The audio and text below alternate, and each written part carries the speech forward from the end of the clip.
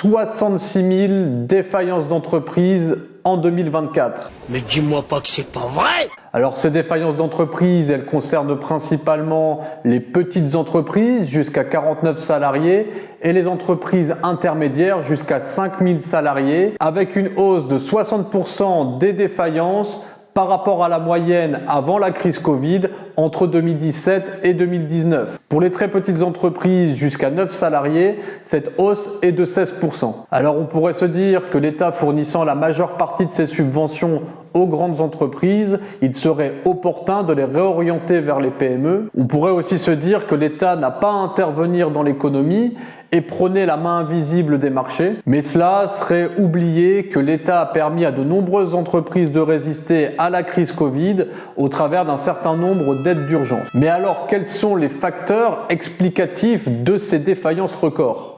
Alors toi, tu comprends rien, voilà.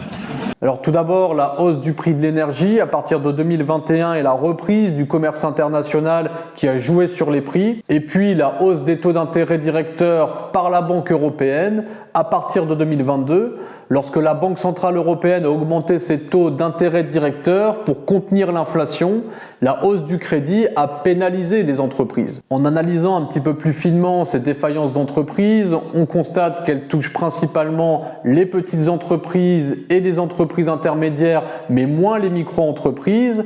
D'ailleurs, en 2024, près de 700 000 micro-entreprises ont été créées. Et donc, on pourrait se demander si le problème ne vient pas des prélèvements obligatoires, trop important lorsque l'on dépasse un certain seuil de chiffre d'affaires. Et oui, car on constate que le chiffre d'affaires moyen des micro-entreprises avoisine les 20 000 euros. Cela signifie par exemple qu'une micro-entreprise imposée au régime réel d'imposition pour une activité de service va bénéficier d'un abattement de 50% de son chiffre d'affaires pour calculer son imposition. Or, rappelons que le revenu imposable à l'IR démarre à 11 498 euros.